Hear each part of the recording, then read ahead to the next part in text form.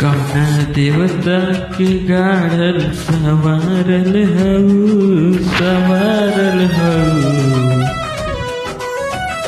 कौना देवता के गाड़ल संवारल हऊ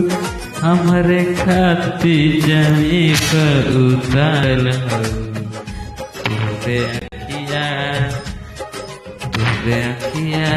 कइले दीवाना ए जान बड़ू अनमोल ऐसन खजाना तोहर छोड़ा न दोसर जनाना ए जान बड़ू अनमोल ऐसन खजाना तोहर दोसर जनाना ए जान।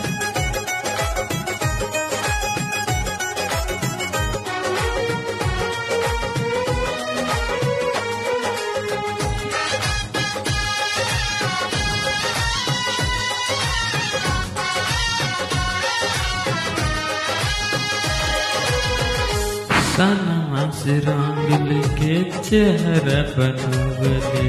चमके गोराई गोरे गोरे गाल के कारी रे बदनिया सिकसिया सबरले लगा तो फुर्सत निकाल के अब हमारे तारा पर जला मुड़ के देखत नजरिया ठहर जलो केहू कैसे न होई आज गाना जाना बड़ुआ मोल ऐसन खजाना तोहर जोड़ा न दोसर जनाना ये जा बड़ुआ मोल ऐसन खजाना तोहर जोड़ा न दोसर कौनो जनाना ये जाना।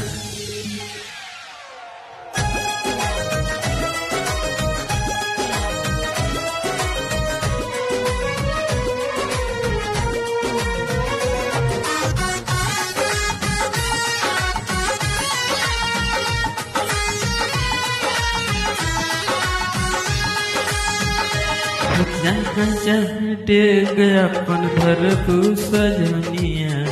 भाग खुल जाए ओ जमीन के ऊपर तू बनबू कनिया रनिया लायल हो किस्मत जे छीन के तोहरा लेनिया के नहिया बना चल के रफ्तार हद से भी आगे बढ़ नहीं मिलबू तो जाइब पागल खाना दीवाना बड़ू अनमोल ऐसन खजाना तोहर जोड़ा न दोसर जनाना ए जान अनमोल ऐसन खजाना तोहर जोड़ा न दोसर जनाना ए जान।